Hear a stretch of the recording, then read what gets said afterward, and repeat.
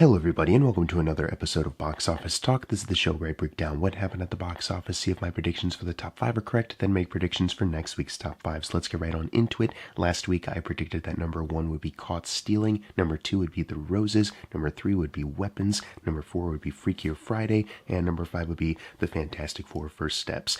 Once again, similar to another weekend, I only got 1 out of 5 of my predictions right, and it's a weird placement. The 2 new releases did not do as well as I thought, and there was a re-release, coming out of nowhere for this Labor Day weekend. Obviously, we're not gonna wait until the end of Monday for 4-day as per usual. We're just going by the 3-day stuff, so let's just dive right on into it. Number 1 was Weapons, coming back to number 1 after K-Pop Demon Hunters was here last weekend, obviously, since that was kind of just a 1 weekend thing. That is not returning for this video, so Weapons back at the top. Almost like it never left, because I mean, technically if K-Pop Demon Hunters wasn't out, it would be still number 1. Making 10.2, adding to a domestic total of 132 million. It's only 6 million shy of outgrossing Final Destination for the year in horror. Worldwide it is now at $232 million. That's almost 200 more than the initial production budget of 38 million at this point, which is, once again, like the growth of this movie is really still very shocking, surprising, but very exciting and inspiring. So that's really cool. It needs 53 million until it gets past Final Destination there in the worldwide numbers. So yeah, I don't have anything else to say about this movie. I'm glad it's back at number 1. Cool to see.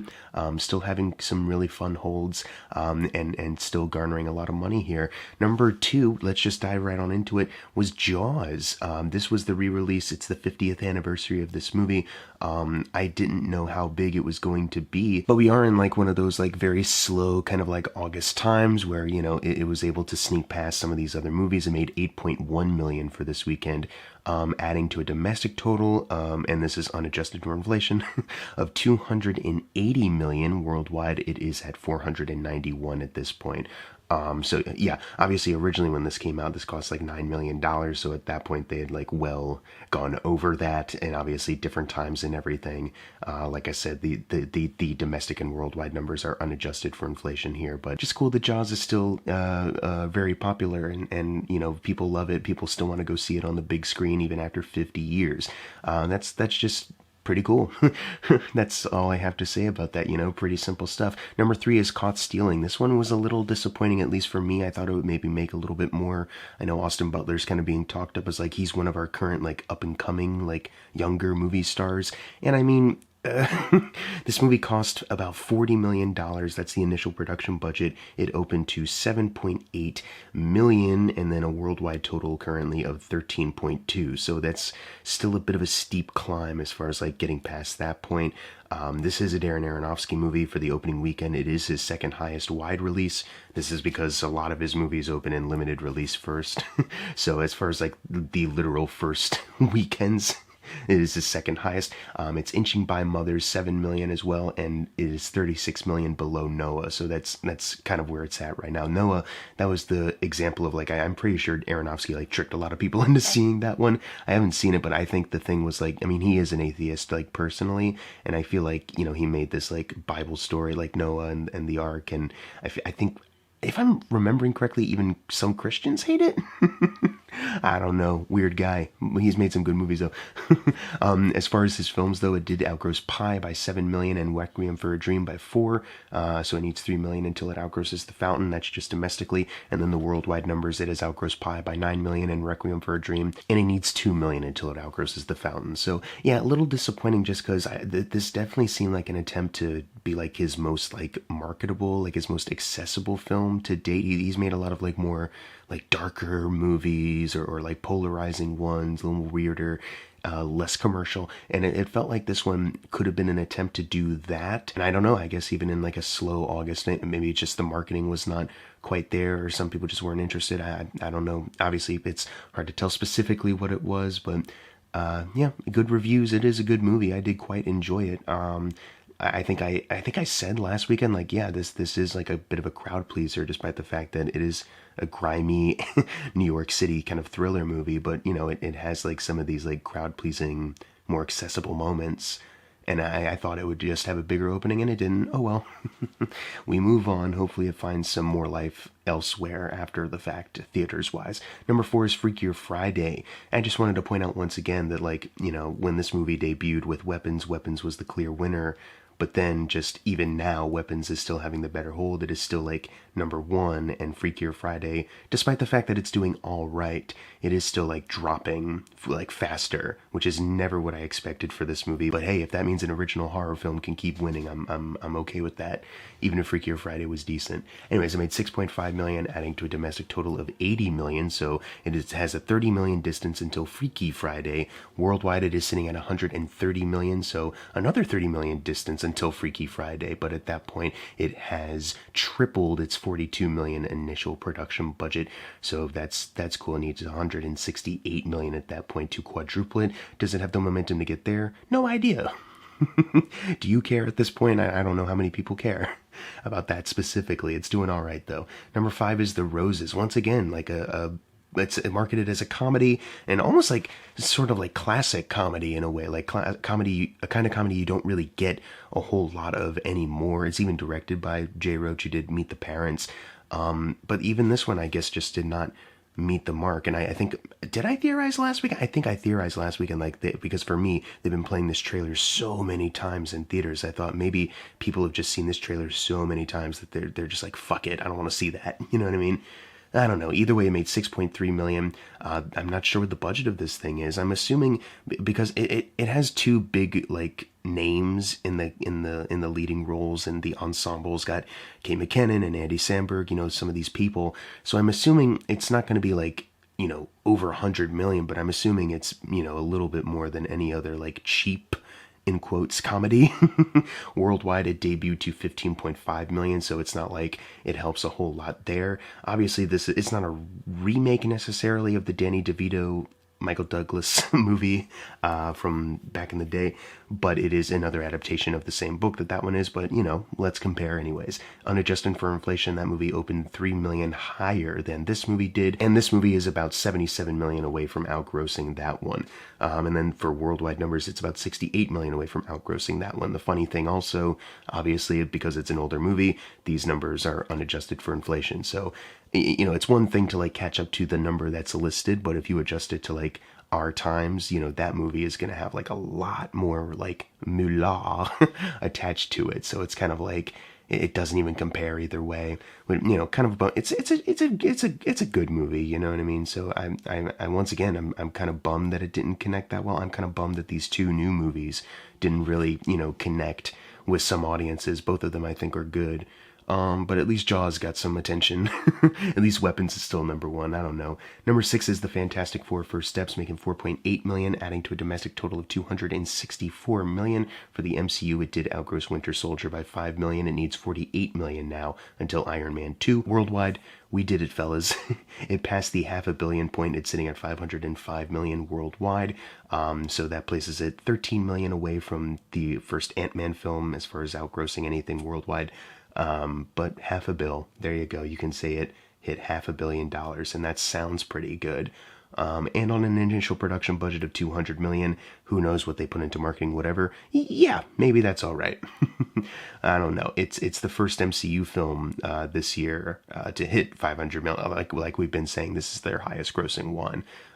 So I mean, good on them. But it is interesting that a DC film actually won the year already, with Superman having way more, which we'll talk about in a second. Let's just move it along pretty quickly. Number 7, because I have nothing else to add for Fantastic Four. It's maybe a disappointment, just as far as like maybe they were expecting a bigger boom for the Fantastic Four getting a quote unquote like proper introduction to audiences. But, for MCU standards at this point, box office wise, like, yeah, they're probably fine.